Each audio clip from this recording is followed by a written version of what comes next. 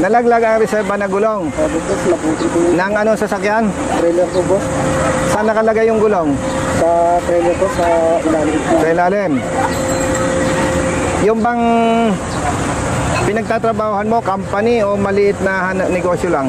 Bali, kumpanya din po yun. boss. Mga ilan ang truck nila? Nasa 20 po na. Meron silang mekaniko, no? Meron po, boss. Wala kang kasalanan. Ang humuli sa'yo, deputize ng LTO.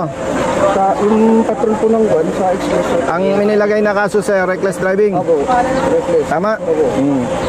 Dapat ang magbabayad ng multa 2,000, no? 15,000 po, boss. Unregistered. Nalaglag yung reserva kaya reckless driving.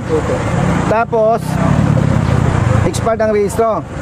Hindi naman na po, boss eh. Expect ko yata eh. Kasi wala naman po yung binibigay sa amin na kuwan. Puro Pero, comfort lang po yung binibigay. Wala kang kasalanan.